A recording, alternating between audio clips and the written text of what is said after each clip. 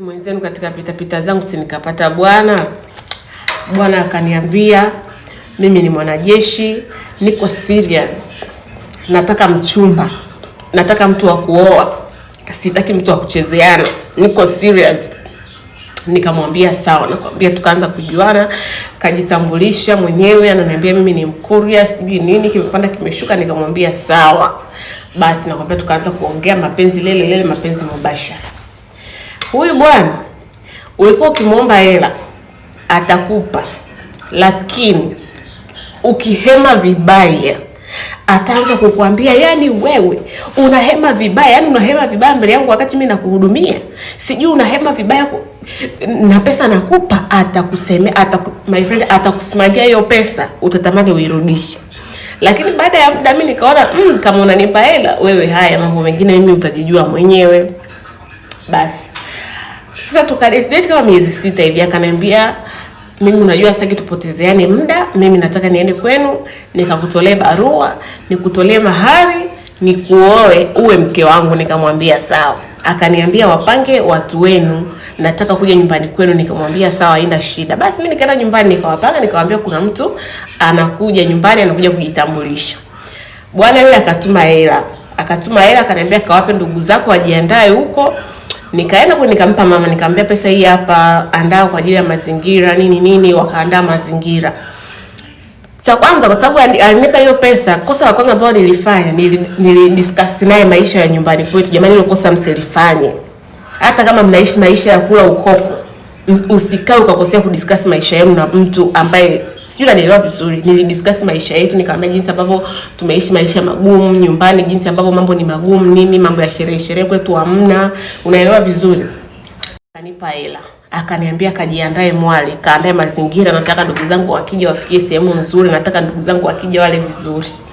Basi vyakula vikapikwa na kuambia, mazingira yakaandaliwa, vitu vizuri unajua mpaka maturubai na kuambia maputo paka andaliwa vizuri. Wakaja na kuambia, wakaja kutoa barua, wakaja kutoa posa, wakala vizuri, wakaenjoy. Mimi nikajua yameisha kwa sababu ameenjoy. Bwana jioni akanipigia simu, akaniambia nataka tukutane tuongee. Akaja mwenyewe, akaja akanichukua, tukaenda tukakaa sehemu kwanza. Yaani sio sehemu kwamba tuenda kukaa nje huko ndani ya gari. Akaanza kuniambia mbona umenitia aibu? Nikamuuliza nimekutia aibu gani? Yaani badala ya kupamba vizuri mnaenda mnachukua maturubai. Sijui badala ya kufanya. Nikamuuliza unataka tufanye nini? Yaani mimi nilitegemea yani patakuwa pakishua. Yaani nilitegemea utaenda utafanya vitu vizuri. Ulishindwa kuangalia hata online jinsi ambavyo mapambo yanakuwa mazuri, jinsi ambavyo watu wanakuwa vizuri, ili mradi hata ndugu wakienda wasione vitu vya ajabu. Sasa mimi namuuliza ndugu yangu, unaniambia ulitegemea uje ukute mazingira mazuri. Niambie ni mazingira gani ambayo ulikuwa unataka uje uyakute? Anaongea haongei. Haya, nikamuuliza wakati naenda kujiandaa, kwa nini hukuniambia kwamba labda mimi napenda setup hii, napenda na hii, mbona hukuniambia? Ananyamaza kimya, ananiambia wewe ni mwanamke ulitakiwa ujue. Mimi mpaka sasa hivi sijui kuelewa hata alikuwa anamaanisha nini. Sijui unanielewa vizuri. Nikaisha hivi. Tukakaa na mwezi, akasema kwa sababu alipokuja siku kuulizia mahari nini, barua ikawa imejibiwa, wakaambiwa walete mahari. Wakawa wameleta mahari. Sijui unanielewa vizuri. Hiyo siku ya mahari hata tukufanye sherehe kubwa sana. Sasa unajua kwa sababu sikuwa hata comfortable. Aliponiambia sijui nataka nikupe pesa uende ukajiandae tena, nikamwambia my dear, kama ndio pesa utakayonipa uanze kunisimangia, uanze kusimangia familia yetu, uanze kuniambia eti babako alishindwa kuvaa hata nguo nzuri, mamako alishindwa kuvaa nguo nzuri, hapana, mimi sitaki kusimangia kwetu.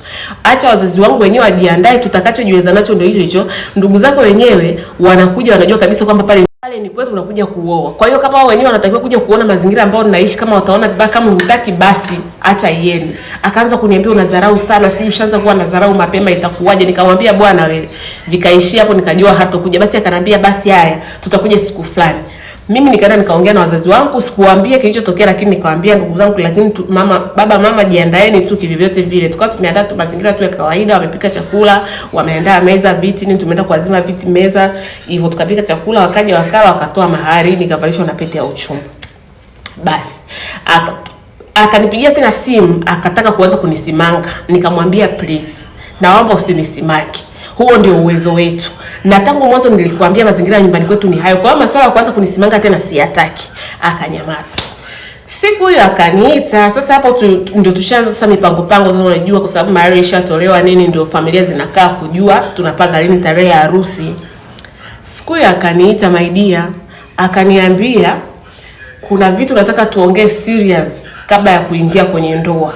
Kuna masharti nataka nikupe kabla ya kuingia kwenye ndoa.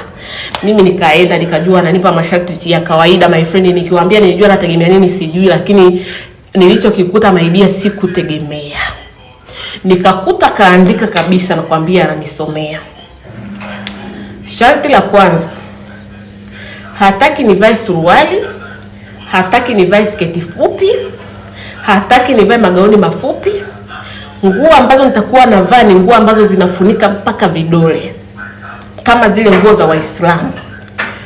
Hataki nisuke nywele, hataki nitembee kichwa wazi, anataka nivae mabaibui. Na wakumbusha tena, mimi sio Muislamu. Hataki nivae hereni, hataki nivae pete, hataki nipake losheni ya aina yoyote. Anataka nipake mafuta ya kawaida baby care au mafuta ya nazi. Kwa kisingizio chake ni kwamba ukijipaka utajichubua, wanaume wataanza kukutamani.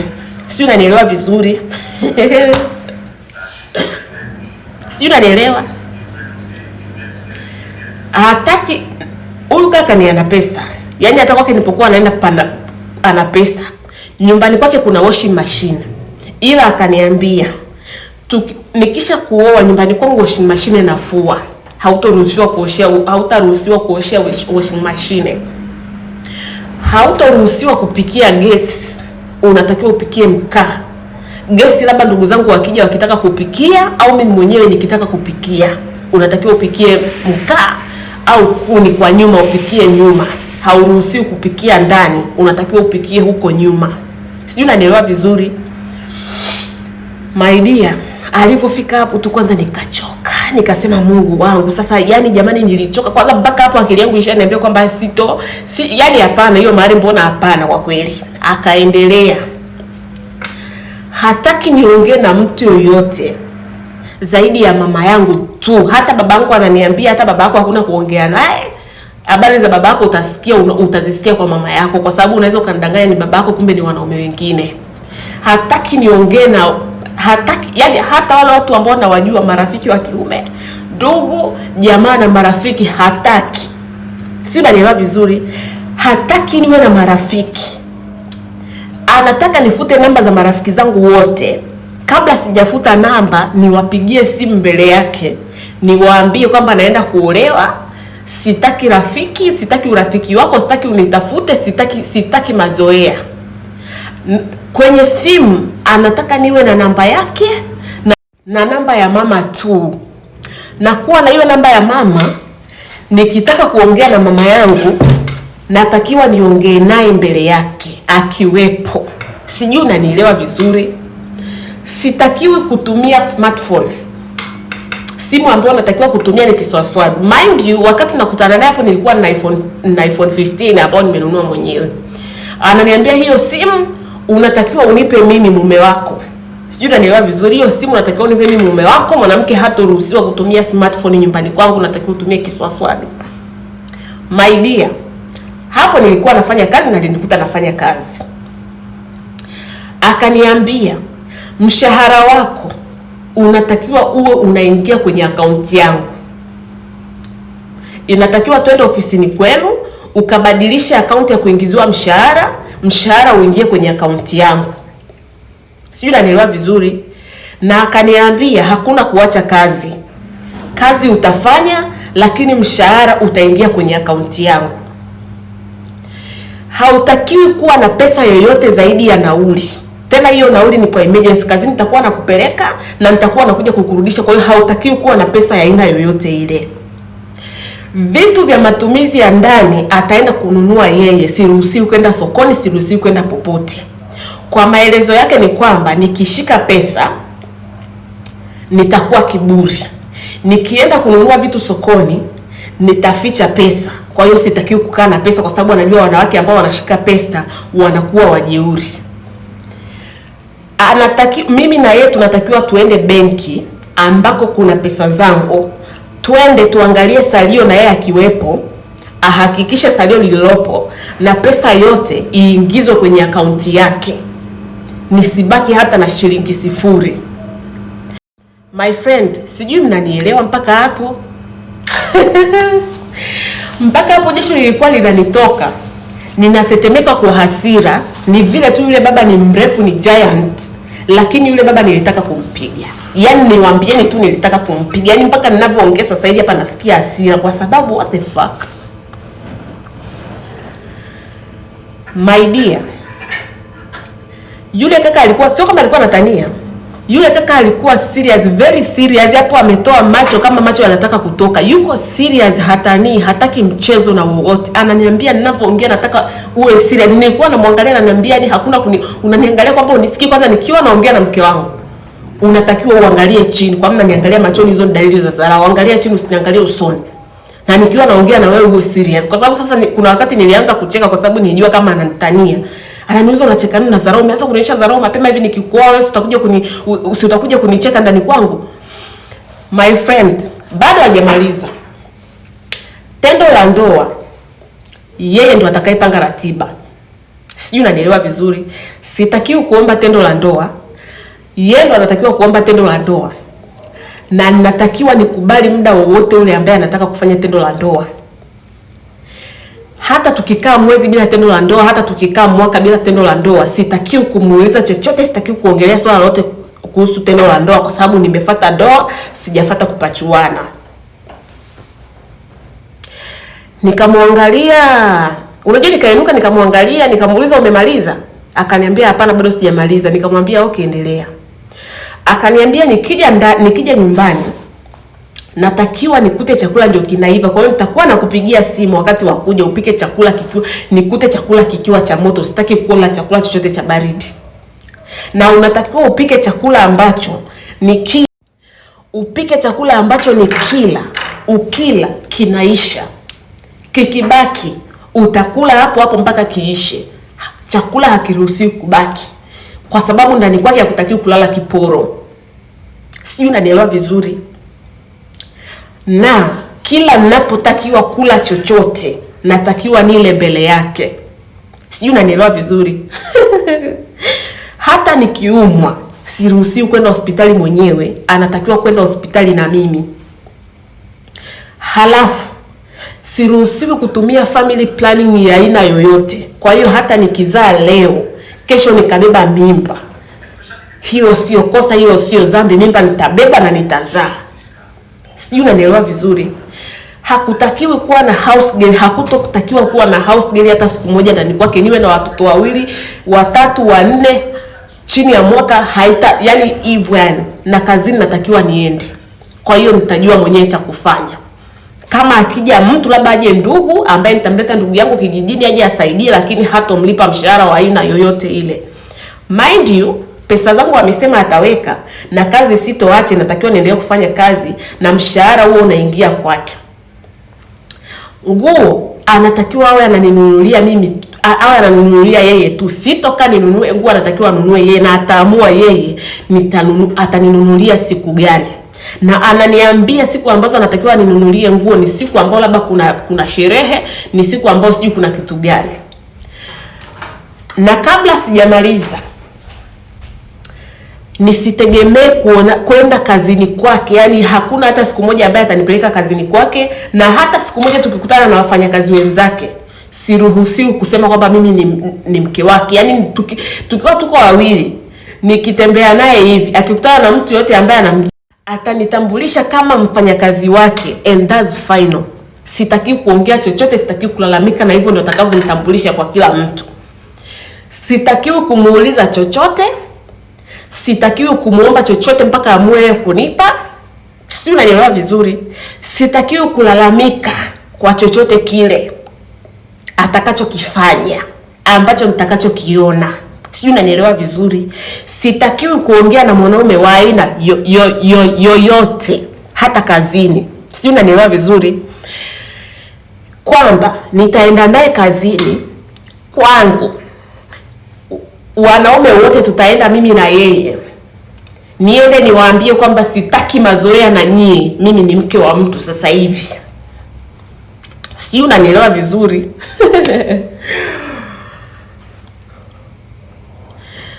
Nikamuuliza, baba umemaliza? Akaniambia, mbona unaanza dharau? Mimi sitaki mwanamke aniongeleshe hivyo. Sitaki unaniongelesha hivyo, mbona unaniongelesha kwa dharau? Mimi ni mume wako, unatakiwa uniongeleshe kwa heshima. Kwanza yani kwa kikwetu unatakiwa umepiga magoti sasa hivi. Sema tu ni vile kwa sababu tuko huku kwenye gari hauwezi kupiga magoti. Nikamuuliza, baba umemaliza? Akaniambia, ndio nimemaliza. Nikamwambia, sawa, naomba unirudishe nyumbani. Akaniambia, swala kukurudisha nyumbani natakiwa niamue mimi, kwa sababu wewe tayari nimekutolea mahari, wewe ni mke wangu. Nikakaa nikamwambia, haya sawa basi baba, utakavyoamua wewe. Akawasha gari akanipeleka nyumbani. Nikaenda nyumbani. Nilipofika nyumbani nilicheka huku nalia. Yaani nilicheka huku nalia kwa sababu sasa yani nyewe wenyewe tu mnaweza mkaelewa kwa nini nilicheka huku nalia. Kesho yake nikamuita mama na dadangu. Dadangu mcharuko huyo, nikamuita mama na dadangu. Nikawaelezea kilichotokea. Alafu pia kitu ambacho pia Kelly aliniambia natakiwa niamke asubuhi, nifanye kazi zote, nimpikie chai, anatakiwa kunywa chai ya nyumbani, nifanye kazi zote kabla sijaondoka. Sio, unanielewa vizuri? Yaani anataka akiamka asubuhi akute nyumba safi, akute vyombo visafi, akute chai kama ni chapati, kama ni mandazi, kama ni nini vilivyopikwa ile asubuhi vyote vya moto.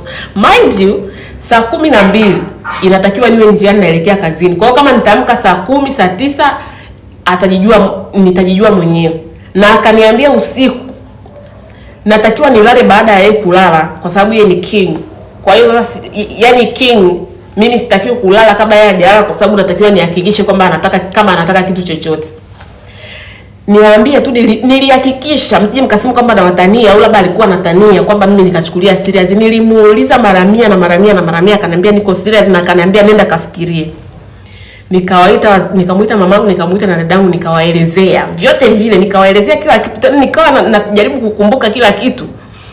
Nikawaelezea, mamangu akaniambia huyo mtu yuko serious, amechanganyikiwa. Hujai kuonaga dalili kwamba labda ameshawahi kuchanganyikiwa kabla hujawahi kumuulizaga? Nikamwambia hajawahi kuchanganyikiwa, mwenzenu yuko hivyo hivyo sawa sawa, na ndio hivyo masharti yake anayonipa. Mind, huyo baba ana miaka 46, hajaoa. Mama akawa ananiambia ndio maana ulipomleta sikutaka kukuambia kwa nini mtu mzima umemleta, ndio maana mpaka leo hajaoa. Kwa sababu mwanaume wa miaka 46 mpaka sasa hivi hajaoa, nafikiri hajawahi kuona wanawake. Ndio maana hajaoa. Dadangu akaniambia, wala hata usijali mdogo wangu, swala dogo sana.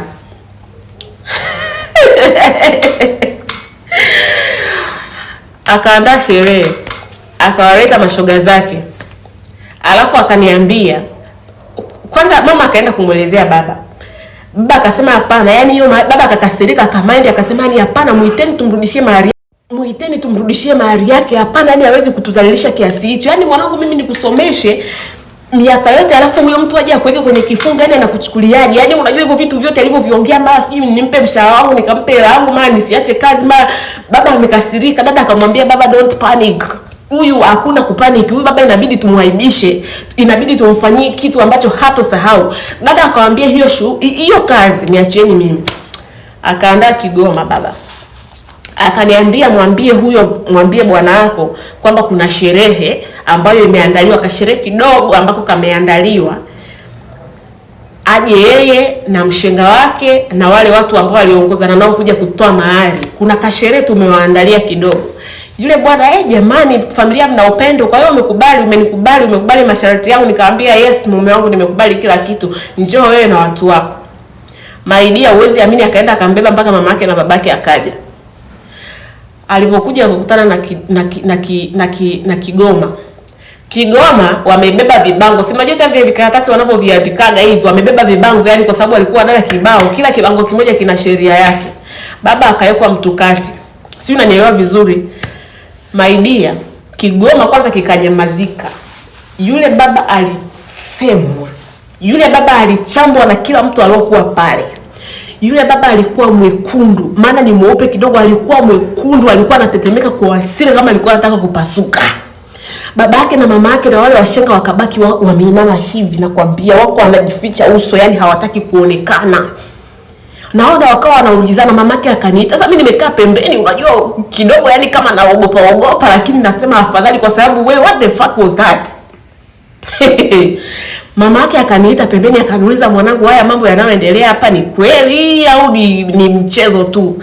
Nikamwambia, mama, ni kweli kinachoendelea, na hayo ndio masharti alionipa mtoto wako, na hicho ndio kilichosababisha leo. My friend, babake alisimama, alimpiga makofi mbele ya ule kadamnasi. Akamwambia, ni kuanzia leo, mimi nilikuwa najiuliza kwa nini hujaoa mpaka leo, lakini sikutegemeaga kama nimelea mpumbavu kama wewe. Kuanzia leo nenda kajitafakari. Sio, unanielewa vizuri? Nenda kajitafakari. La sivyo usinitambue kama baba na usimtambue kama mama. Hatujalea takataka kama hii. Hatujalea mtu uje kuwa hivi. Miaka yote tunajiuliza mtoto wetu wa kwanza kwa nini hujaoa, kwa nini hujaoa, kumbe mambo yenyewe ndo haya. Wakamsema, wakaungana na sisi kwenye kumsema na kuambia yule baba aliondoka mwekundu. Hapo sasa unajua akawa amekasirika, kama unitaki nirudishieni mahari yangu. Baba yake mwenyewe mzazi akasema, kwa aibu uliotuletea, kwa aibu uliotuaibishia, acha tu hiyo hela wakae nayo. Hii ni aibu. Niwaambieni wale washenga, wale watu ambao mashahidi, nikwambie waliondoka kwa aibu. Hata walivyoondoka hata tukaona, tuliona tu wanainuka mmoja mmoja wanajipenyeza kwenye watu hivi, maana watu walikuwa washaja, wanajipenyeza hivi, wakawa wameondoka kwa aibu. Yule baba akawa ameondoka.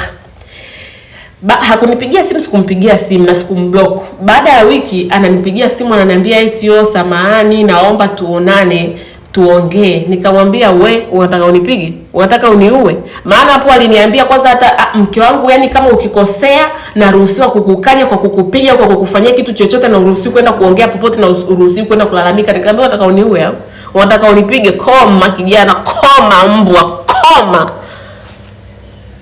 Yule kaka akaniambia, una bahati. Yani ningekunyoosha, una bahati. Na akaniambia, ole wako nikuone popote. My dear, ilibidi niende polisi, nikachukua arabi, nikawaelezea situation nzima, na nikamwambia amenitishia, na nikamtumia na yeye arabi yake. Nikamwambia, hiyo ndio arabi yako, ukinigusa yani ukiniona popote pale ukinigusa, hiyo ni arabi yako, baba wako jela moja kwa moja unaenda. Basi nakwambia, baba akawa hivyo, tukawa tumeachana, yeye akaendelea na maisha yake, mimi nikaendelea na maisha yake. Nilishaolewa na mume na watoto. Yule baba bado yupo, namuonaga mtandaoni, wakati mwingine anaposti, wakati mwingine anapita, unaelewa vizuri. Anapita kwa sababu sehemu ambayo tunaendaga kula, ofisi yake na ofisi yetu ni kama ziko karibu hivi. Kwa hiyo tunashare, sometimes tunashare restaurant. Huwa namuonaga, aje kumsemesha, sije kumsemesha. Maisha yanaendelea mpaka leo. Yo, what the fuck bro? Hey, hapana, wewe kaka shetani akulambe matahu. We. Unajua audacity? Hapana, kwa kweli. Kuna watu wana audacity. Jamani, asanteni kwa kusikiliza story yangu. Na leo na hapa ndio mwisho wa story yetu. Kwa hiyo jiandaeni kwa episode yetu nyingine inayofuata. Jamani, nawapenda. Bye.